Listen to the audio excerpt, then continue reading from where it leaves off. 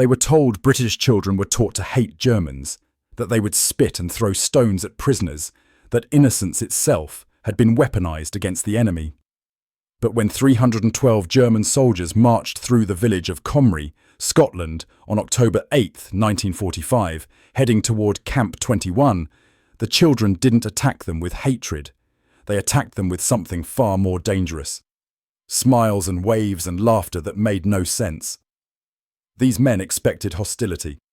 Instead, they got a 6-year-old girl offering a hand-picked bouquet of heather, school children sharing sweets through the fence, and families who treated them not as monsters, but as men who had lost their way.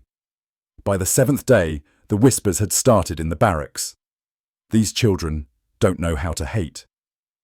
What happened next would shatter everything they believed about enemies, about innocence, and about what children could teach hardened soldiers about humanity. If stories like this fascinate you, make sure to hit that subscribe button. These true accounts from World War II reveal the humanity hidden beneath the propaganda of war. The October mist hung low over the Scottish Highlands, turning the mountains into ghosts. The transport trucks rumbled through narrow roads, their engines groaning like exhausted beasts. Inside the covered beds, 312 German soldiers sat hunched on wooden benches, their bodies rigid with uncertainty, their eyes hollow from months of captivity and transport through England. Most were young, between 20 and 35 years old. They had served in various units of the Wehrmacht across North Africa, Italy, and France. Now they wore faded grey uniforms, their faces unshaven, their bodies thin from inadequate rations during the chaotic final months of the war. Some clutched small bags containing letters, photographs, a few personal items. Others had nothing at all. The smell of diesel fuel mixed with damp wool filled the air. Rain began to fall, soft and persistent. Through the canvas opening at the back, Scotland appeared slowly through the mist. Rolling hills covered in purple heather, stone walls dividing emerald fields, sheep grazing peacefully as if there had never been a war. And ahead, the village of Comrie, its grey stone buildings clustered around a small church with a weathered steeple. "They will hate us here," whispered Klaus, a 26-year-old corporal from Dresden. His voice was hoarse as he spoke to the man beside him, Joseph, who had been a teacher before the war. Joseph didn't answer. He just stared at the approaching village, his jaw clenched tight. He had heard the rumours. Scottish villages were remote, insular. The people would remember German bombs. They would remember sons lost. They would make the prisoners pay. The propaganda officers in the transit camps had told them to expect hostility everywhere in Britain. The British teach their children to hate Germans from birth. Even the innocent ones will curse you. Even the smallest ones will see you as monsters. The truck's brakes squealed as it slowed entering the village. The men flinched at the sound. Some closed their eyes, bracing for whatever came next. A few whispered prayers, asking for strength. Others sat frozen, unable to move, their minds blank with exhaustion and dread. British soldiers appeared alongside the trucks, not shouting threats, not pointing weapons aggressively, just walking escort, their rifles slung casually over their shoulders. One sergeant, a Scotsman with red hair and a weathered face, called out in a thick accent, "Almost there, lads. Camp's just up the road." Lads. He had called them lads, not prisoners, not enemies. Lads. A translator, a German-speaking British corporal, shouted from the lead truck, "You will march through the village to Camp 21. You will remain in formation. You will not speak to civilians. Any breach of conduct will be dealt with severely." The truck stopped in the village centre near the small church square. The tailgates dropped with metallic clangs. British soldiers gestured for the Germans to exit. "Out you come. Form up in columns of 4. Klaus climbed down from the truck, his legs stiff from hours of sitting. His boots touched Scottish soil for the first time. He expected to feel shame. Instead, he felt only numbness and a strange awareness that people were watching. Villagers had gathered, not crowds, but individuals standing in doorways, looking out from shop windows, pausing on their way to wherever they were going. Old men, women in headscarves, and children. So many children. The German soldiers formed up in ragged columns, 312 men arranged in lines of 4, preparing to march the final half-mile to the camp. The British sergeant walked to the front of the formation. "Right then," he called out. "Quick march! Keep formation! It's a short walk!" They began to march. The sound of boots on cobblestones echoed through the village. Klaus kept his eyes down, staring at the back of the man in front of him. Around him, other soldiers did the same. Don't look at the villagers. Don't see their hatred. Don't acknowledge their presence. But then he heard something that made him look up. Laughter. Children's laughter. 3 children, perhaps 7 or 8 years old, stood on the side of the road watching the column pass. They weren't throwing stones. They weren't cursing. They were waving.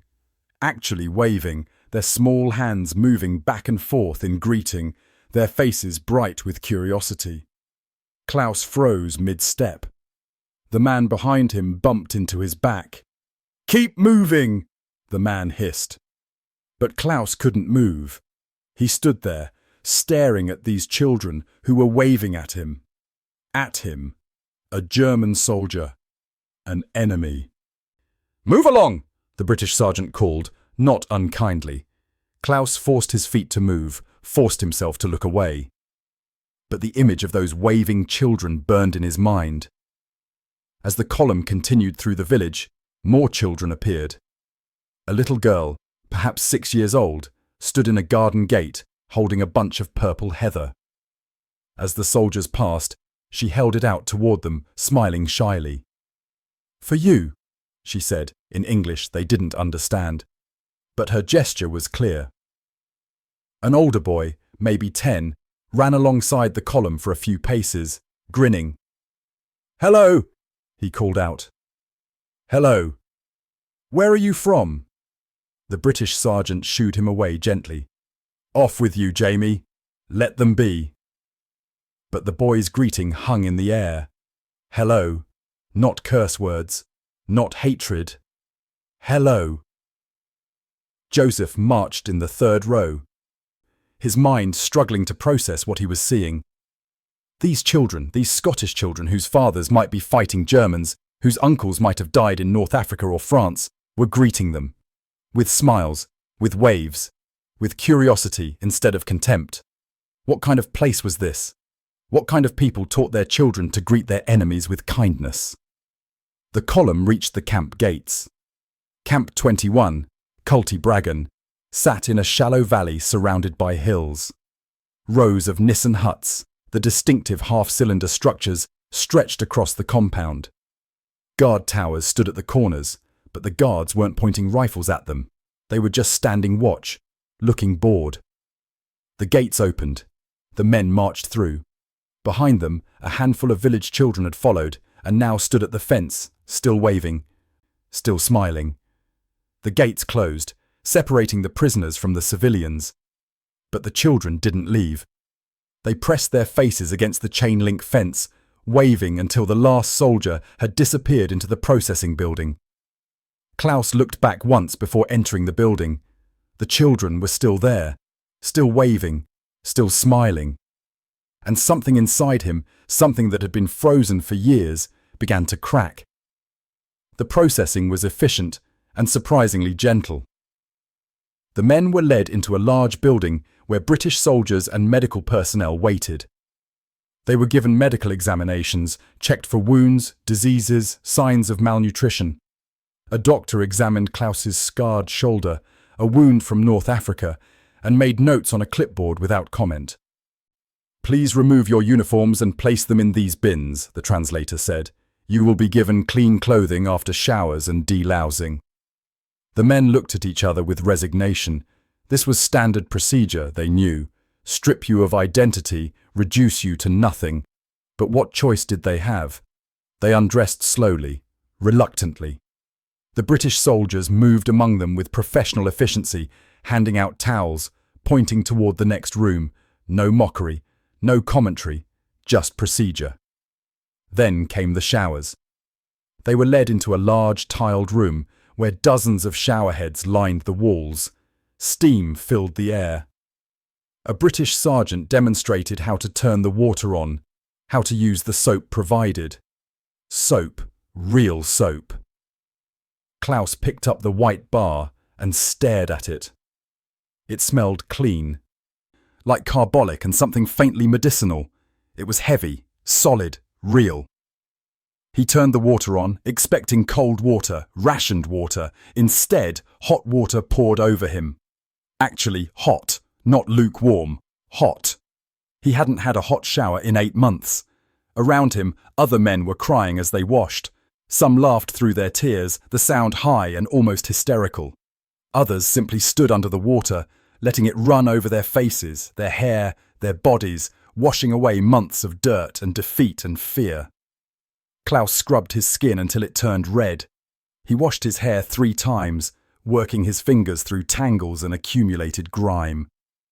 The soap lathered thick and white, and for a moment, just a moment, he felt human again. When they emerged, they were given clean undergarments, brown work trousers, shirts, heavy wool socks, and boots.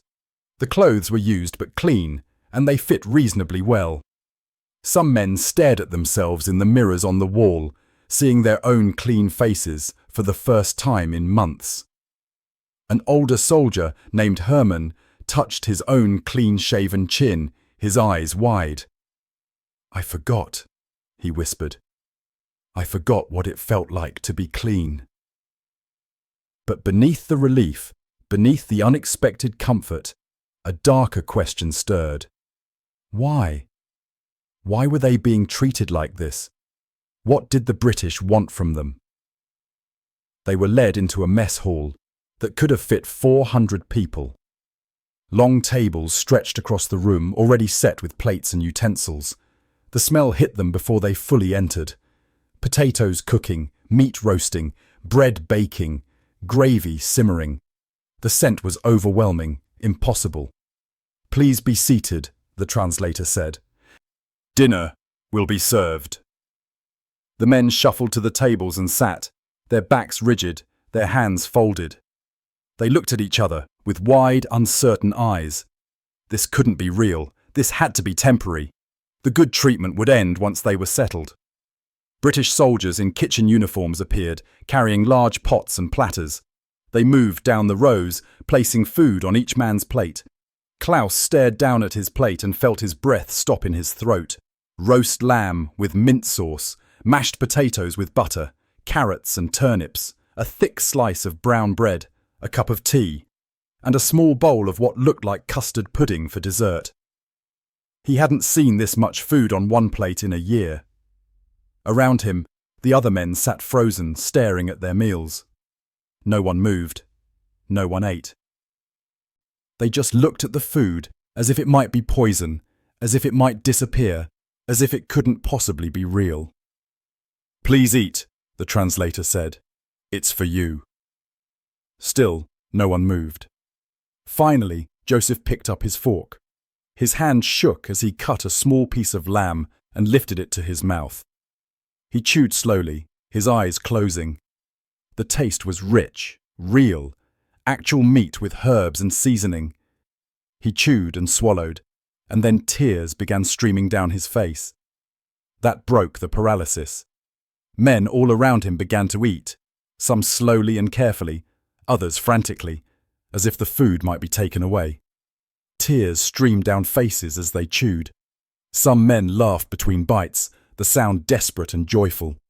Others ate in silence, their eyes fixed on their plates, their minds unable to process the contradiction. Klaus bit into the bread, and the texture made him gasp. He had eaten bread made from chestnuts and sawdust for the last 6 months of the war. This bread was real, grainy, soft. He spread butter on it with trembling fingers and took another bite. The richness made him dizzy. Across the table, Hermann was crying so hard he couldn't eat. He held a piece of lamb in his hand, staring at it, his whole body shaking. "My son," he whispered. My son is starving in Berlin, and I'm eating roast lamb." The guilt hit all of them at once. While they sat here eating roast lamb and mashed potatoes, their families in Germany were picking through rubble for food.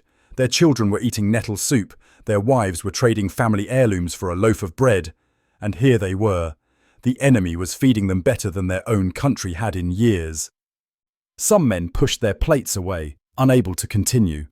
Others ate everything, driven by a hunger so deep it overrode shame and guilt. A few ate and cried at the same time, tears falling into their mashed potatoes, their bodies caught between relief and anguish. The British soldiers watched from the edges of the room, their expressions unreadable. One young soldier whispered to another, "Poor bastards are crying into their dinners." "Aye," the older soldier replied quietly. "First decent meal they've had since God knows when. Just let them be." But would they be okay? Klaus wasn't sure. He wasn't sure of anything anymore. The enemy was supposed to hate them. The enemy was supposed to punish them. But this felt like something else entirely. And that was the most confusing thing of all. After the meal, the men were led to their barracks. They walked in a daze, their bellies full for the first time in months, their minds struggling to make sense of everything. The barracks were simple Nissen huts, with small windows and neat rows of beds inside. Beds, not pallets on concrete floors, not piles of straw. Actual beds with metal frames, mattresses, pillows, and folded wool blankets. Each bed had a small wooden footlocker. Klaus chose a bed near the door and sat down slowly on the mattress.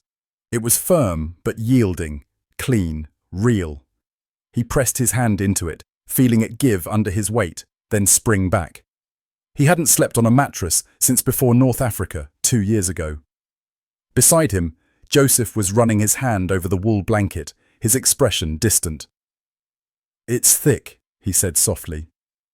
"It's October in Scotland, and they gave us thick blankets." Other men were exploring the barracks, opening footlockers, testing beds, whispering to each other in voices filled with disbelief. At the end of the room, a small coal stove sat ready. A British sergeant explained through the translator that it would be lit in the evenings to keep them warm. Herman sat on his bed and buried his face in his hands. "This is wrong," he whispered. "Everything about this is wrong. We're prisoners. We're supposed to suffer. We're supposed to pay for what we did." But instead, he looked around the barracks at the beds, the blankets, the stove. Instead, they treat us like we matter. That night, as darkness fell and the lights were dimmed, the men lay in their beds, wrapped in their warm blankets, listening to the unfamiliar sounds of a Scottish military camp. Wind howling across the hills, guards calling to each other in English and Scots, the distant bleating of sheep. Outside, rain fell steadily, and somewhere a radio played music, soft and crackling and utterly foreign. Klaus pulled his blanket up to his chin and stared at the ceiling. His body was warm, his stomach was full, he was clean, he was safe.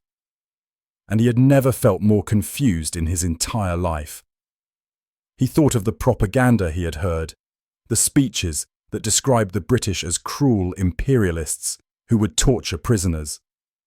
He thought of the officers who had told him that capture meant degradation and hard labour.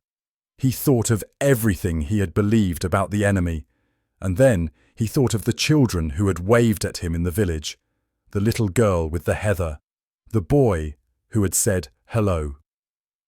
Their smiles that held no hatred, only curiosity. Everything he knew was a lie, and that realization was more terrifying than any battle he had witnessed. The days took on a rhythm that felt surreal in its ordinariness. Every morning at 6:30, a bell rang across the camp, gentle and clear. The men woke, dressed in their work clothes, and made their beds with military precision, a habit none of them could break even as prisoners. Breakfast was served at 7 o'clock in the mess hall. Porridge with milk and sugar, eggs when available, toast with jam, tea always tea. Every single morning, this appeared on their tables. After breakfast, work assignments were given. But these weren't the brutal labour details they had expected.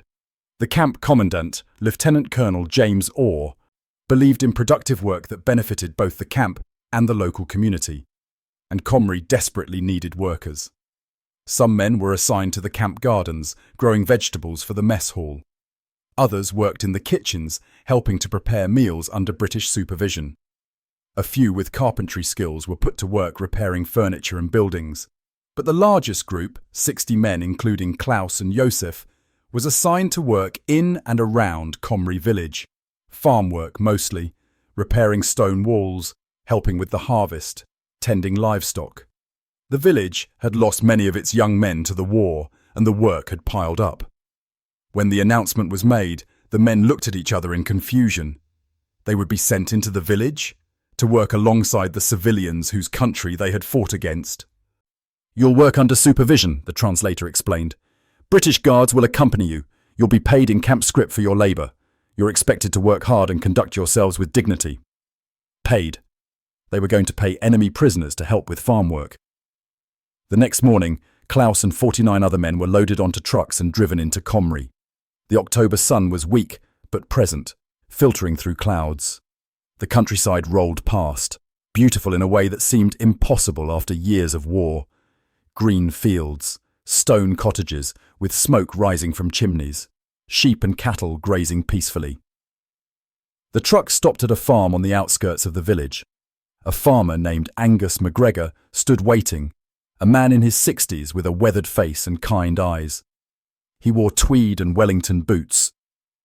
And when he saw the prisoners climbing down from the truck, he nodded in greeting. "Right then," he said in a thick Scottish accent. "We've got stone walls that need mending and a harvest that won't wait.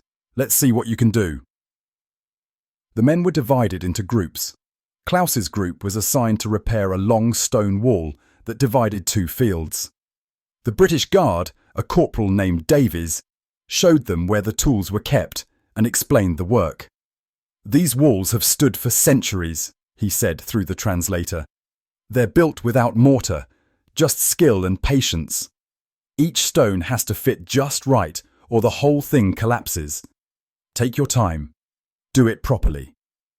Klaus picked up a stone and examined it. He had never built a stone wall in his life, but the work was clear enough. Find stones that fit together, stack them carefully. Create something that would last. They worked through the morning, lifting stones, testing fits, building the wall slowly. The work was hard, physically demanding. The stones were heavy. The bending and lifting made their backs ache.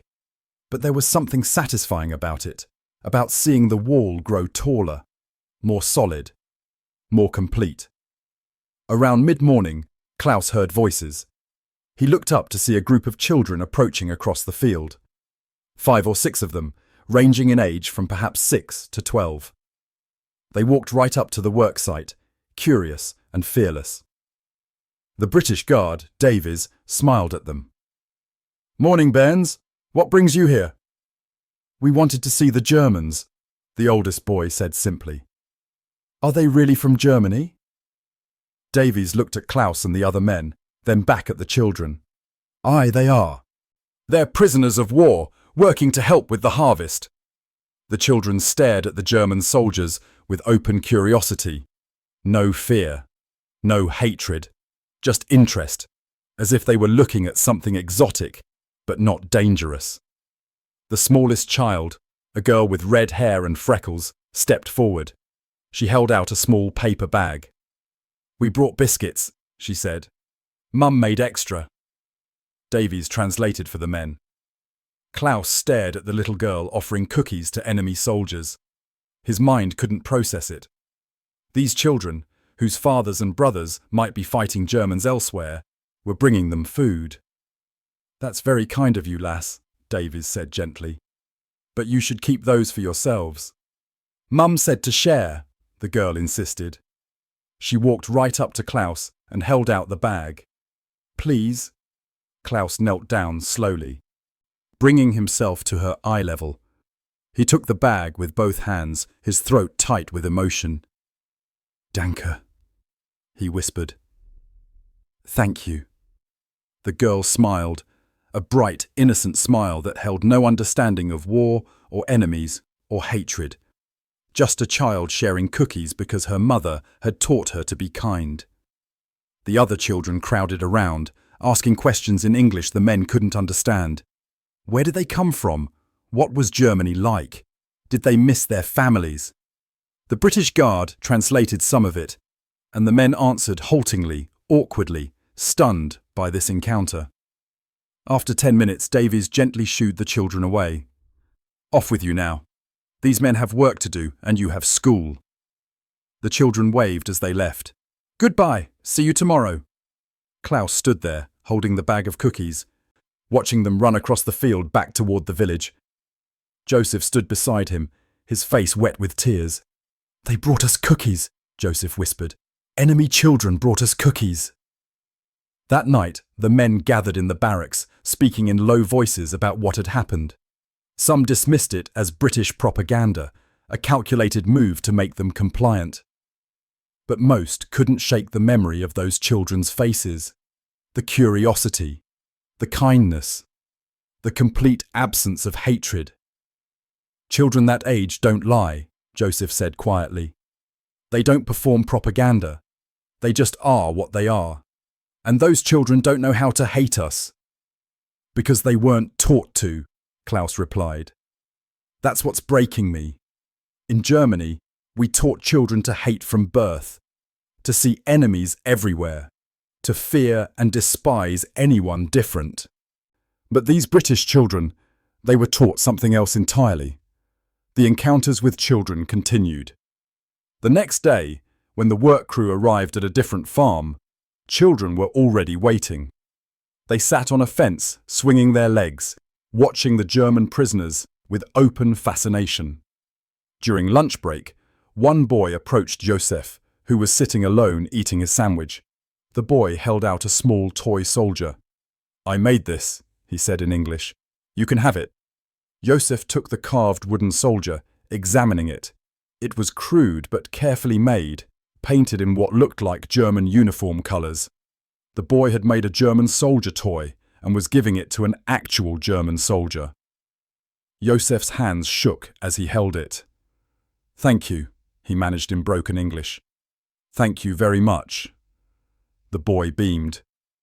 "My dad says you're just men who got caught up in a bad war. He says everyone's somebody's son." That statement hit Joseph like a physical blow. Everyone's somebody's son. Not monsters, not devils, just somebody's son caught up in something terrible. A few days later, during afternoon work repairing a barn roof, a little girl appeared with her mother. The woman, perhaps 35, looked tired but kind. She carried a basket covered with a cloth. "I've brought tea," she said to the British Guard, "for the workers." Inside the basket were sandwiches, scones, and a large thermos of hot tea. She had made lunch for enemy prisoners who were repairing her barn. The guard translated, and the woman smiled at the German soldiers. "You're doing good work. The barn hasn't looked this good in years. Please eat."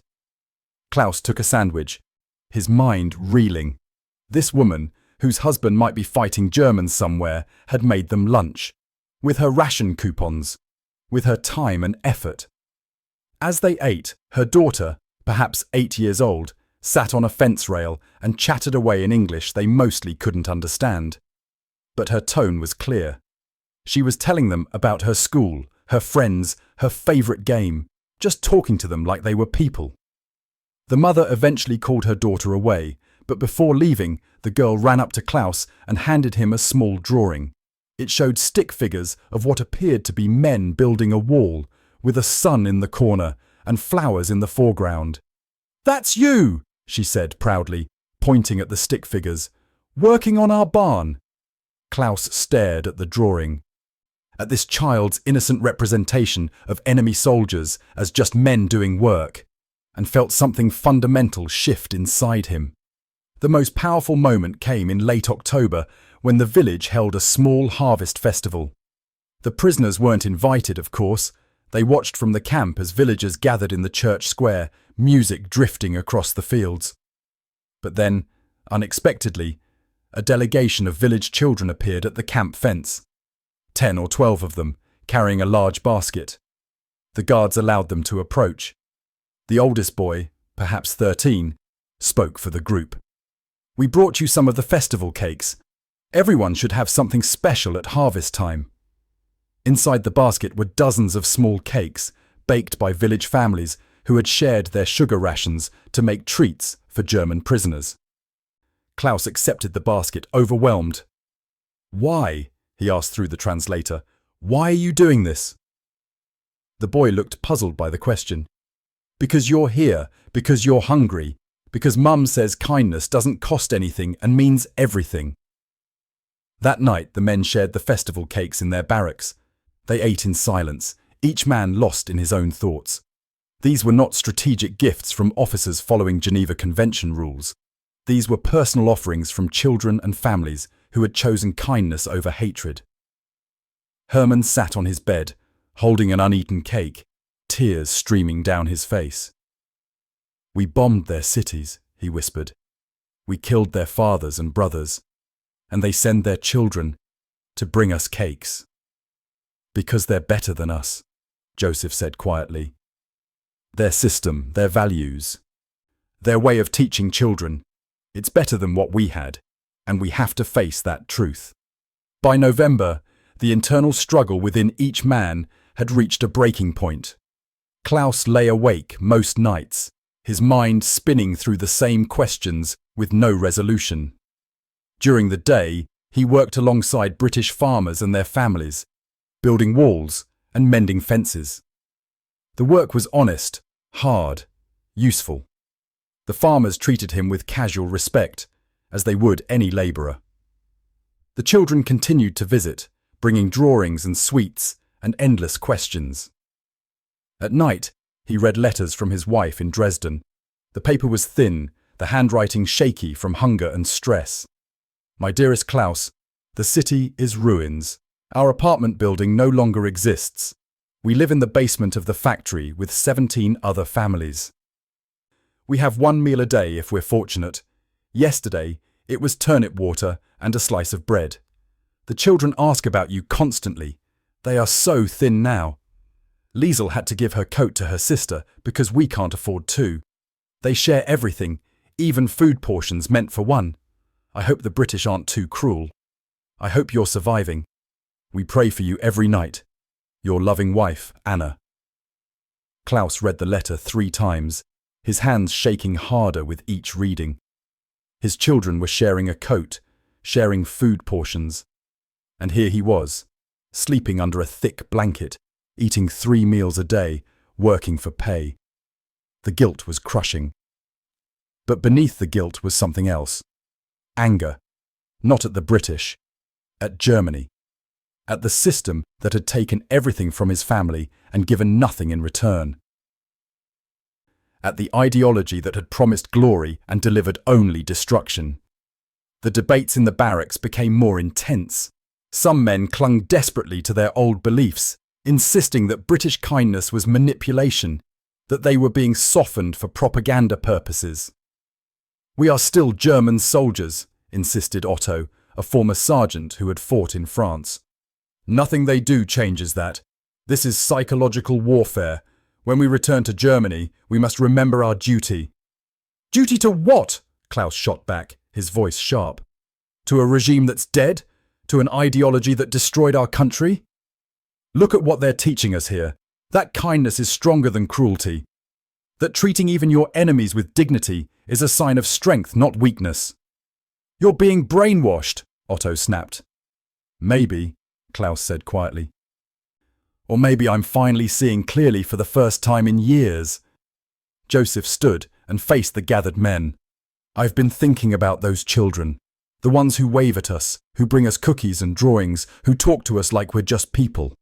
He paused, his voice breaking. "They're not faking that. Children can't fake innocence. They genuinely don't hate us. And that's because their parents, their teachers, their entire society chose to raise them differently than we raised ours." We taught our children to hate from birth, he continued, to see enemies everywhere, to value obedience over thought, and look where it led us, to ruin, to defeat, to our families starving in rubble. These British children are being raised to value kindness, to question authority, to see people as individuals. And that's why Britain survived while Germany fell. Not because of military might, because of values. The silence that followed was heavy with recognition, because deep down, they all knew Joseph was right. The transformation came gradually, then suddenly. The men began learning English, attending classes offered by the camp. They began accepting the village children's visits with genuine warmth instead of confusion. They began to see their work not as punishment, but as contribution. Klaus became friendly with the MacGregor family whose farm he worked on. Angus taught him proper stone wall building, sharing techniques passed down for generations. His wife, Margaret, sent lunch for the work crew every day. Their grandchildren visited constantly, teaching Klaus English words and learning German ones in return. One afternoon in late November, little Moira MacGregor, age 7, climbed onto Klaus's lap during lunch break. She showed him her schoolwork, chattering away in English he mostly understood now. "You're nice," she said simply. "Grandad says you're the best wall builder he's had in years." Klaus felt tears prick his eyes. This child, this innocent child, saw no enemy. Just a nice man who built walls well. In December, the village held a small Christmas celebration. This time, the German prisoners were invited, not ordered to attend, invited. They walked into the village hall nervously, uncertain of their reception, but the villagers greeted them warmly. Children ran up with decorations they'd made. Families shared precious Christmas biscuits and tea. The vicar gave a brief sermon about peace and forgiveness. Then the children performed a nativity play, giggling through their lines, utterly unself-conscious in front of the German soldiers sitting in the audience. After the performance, Moira ran to Klaus and grabbed his hand. "Come see the tree!" She pulled him to the Christmas tree in the corner, decorated with paper chains and homemade ornaments. "I made that one," she said proudly, pointing to a crooked star. "Do you have Christmas trees in Germany?" "Yes," Klaus said in halting English. "We do. Very beautiful trees." "I hope you get to go home soon," Moira said seriously. "For Christmas. Everyone should be home for Christmas." Klaus knelt down to her level, his throat tight. "Thank you, Moira. You are very kind." "Mum says kindness is the most important thing," she replied matter-of-factly. Then she hugged him, quick and unself-conscious, before running off to join her friends. Klaus stood there, stunned. A British child had just hugged a German soldier. Not out of propaganda, not out of political calculation, just because she was a kind child who had been raised to see people as people. That night, Klaus stood in the barracks and spoke to the assembled men. His voice was steady despite his emotion. "I saw my reflection today in a window glass," he said. "I looked different. Not just cleaner or healthier. Different inside. I looked like a man who had learned something important." He looked around at his fellow prisoners. "Those children in the village have taught me more about strength and honor than any officer ever did. They've taught me that real courage is choosing kindness when you could choose hatred. That real strength is raising children to see humanity instead of enemies. Germany told us that strength meant domination, that honor meant obedience, that victory required cruelty. All lies. These British people, these Scottish villagers, they've shown us a different way. They've shown us that you can be strong without being cruel, that you can win without destroying, that the greatest victory is choosing mercy when you have the power to choose vengeance." Silence filled the barracks. Then slowly, one by one, men began to nod. Because they had all seen the children. They had all received the drawings and cookies and smiles. They had all felt the cognitive dissonance of being treated with more dignity as prisoners than as citizens. The enemy had not broken them with punishment. They had transformed them with an even more powerful weapon: the innocence of children who didn't know how to hate. As winter turned to spring, news of repatriation began circulating. The men would be sent home eventually, back to occupied Germany, back to whatever remained of their families and cities. Klaus felt conflicting emotions. He desperately wanted to see his wife and children, but he dreaded leaving this place where children waved and villagers shared their rations and work was valued. He dreaded returning to a Germany that had taught hatred instead of kindness. One afternoon in March 1946, Klaus was working on the MacGregor farm when Angus approached him. "I've got something for you," the old farmer said. He handed Klaus a small package wrapped in brown paper. Inside was a set of stone-working tools: a hammer, chisels, a measuring square, professional tools, well used but well maintained. "You've learnt the trade proper," Angus said. "You'll need tools when you go home. Use them well. Build things that last." Klaus stared at the tools, overwhelmed. "I cannot. This is too much." "Nonsense," Angus said gruffly. "You've earned them. You're a good worker and a good man. The war made you an enemy. Peace makes you a friend. Remember that." That evening, Moira and her brother brought Klaus a hand-drawn map of Scotland with Comrie marked with a star. "So you can remember where we are," Moira explained, "and maybe visit someday." Klaus took the map, his vision blurred with tears. "I will never forget," he promised. "Never." The ships departed in April. The men gathered their few possessions and boarded trucks for the journey to the port. Villagers lined the streets of Comrie to see them off, not with celebration, not with hostility, just with acknowledgement. Some waved. Children called out goodbyes. A few families had made packages of food for the journey. Klaus saw Moira in the crowd, standing with her grandparents. She was crying, waving a handkerchief. He waved back, his own face wet with tears. The journey back to Germany was long. When they finally arrived, the devastation was worse than they'd imagined. Cities in ruins, people starving, occupation forces everywhere. Klaus found his family in a refugee centre in what remained of Dresden. His wife looked 20 years older. His children were skeletal, but they were alive. When they saw him, healthy and strong, their first reaction was joy, then confusion, then something like accusation. "You look well," his wife said carefully. "The British treated you well." Klaus nodded, unable to speak, because he understood what she wasn't saying. "You were eating while we starved. You were safe while we suffered." The guilt he felt was crushing, but beneath it was a determination, a mission. Years passed. Germany rebuilt. Klaus used the tools Angus had given him to start a small construction business in rebuilt Dresden. He taught his children the stoneworking trade, but more importantly, he taught them what he had learned in Scotland. He taught them that strength without kindness is just cruelty, that enemies can become friends if you choose to see their humanity, that children should be raised to question, to think, to value people as individuals. He kept Moira's map on his office wall. When his children asked about it, he told them the story of the children who waved instead of throwing stones, the children who brought cookies instead of curses, the children who taught hardened soldiers about the power of innocence. In the 1960s, Klaus saved enough money to visit Scotland. He brought his wife and children to Comrie. They found the MacGregor farm. Angus had passed away, but Margaret was still there, older but sharp as ever. And Moira, now a grown woman with children of her own, came to visit. She brought her daughter, a little girl with red hair and freckles just like Moira had once had. "Do you remember me?" Klaus asked, speaking much better English now. Moira smiled, tears in her eyes. "How could I forget? You're the nice German man who built our walls. I've told my daughter all about you." Klaus knelt down to the little girl's level.